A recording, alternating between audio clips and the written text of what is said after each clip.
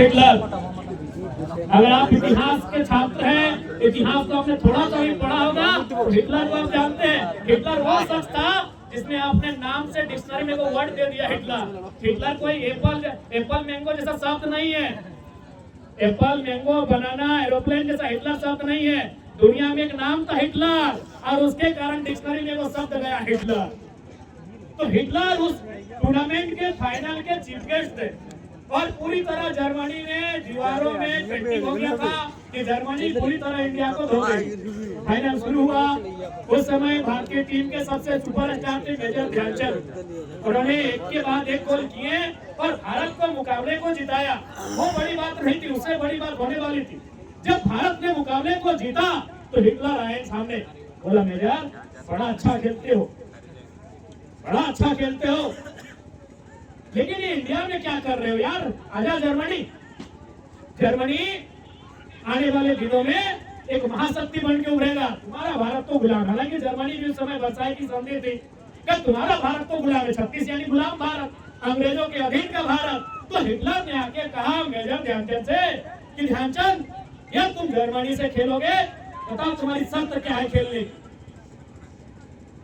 कहा कि तुम जिस इमारत में हाथ रख दो, जैसे इंडिया में चार मीनार है, ताजमहल है, गेटवे ऑफ इंडिया है, इंडिया गेट है, तो जर्मनी में कोई भी सरकारी इमारत तुम हाथ रख दो वो तुम्हारे नाम का हो जाएगा, लेकिन शर्त है तुम जर्मनी से खेलो।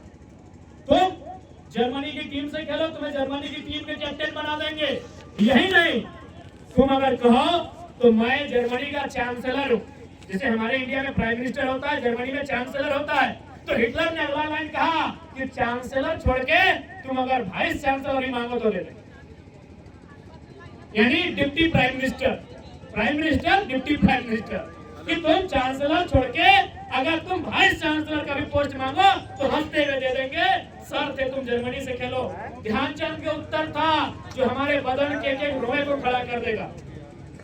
मेजर ध्यानचंद का उत्तर था जो हमारे बदन के एक रोए को खड़ा कर देगा कि श्रीमान आपके प्रस्तावों का सम्मान करते हैं, लेकिन मुझे भारत से खेलते हुए जो आनंद एक 12वां खिलाड़ी के रूप में आएगा, आपकी जर्मनी का कैप्टन बनके नहीं आएगा। उनका अगला उत्तर था कि श्रीमान मुझे भारत में, अपने भारत में जो आनंद एक कूली का काम करते हुए आएगा, मुझे अपनी मातृभूमि में, अपने हिंदुस्तान में जो आनंद एक कूली का काम करते हुए आएगा, आपके देश के कलेक्टर बनके नहीं आएगा। तो खेल हमारे अंदर एक देशभक्ति की भाव को भी जागृत करता है, जो 1936 में मेजर ध्यानचंद ने दुनिया के सामने बताया था कि देशभक्ति क्या होती है। और बिल्कुल आज के खिलाड़ी भी नहीं सीख पा रहे, आज के खिलाड़ी भी मेजर ध्यानचंद से नहीं सीख पा रहे।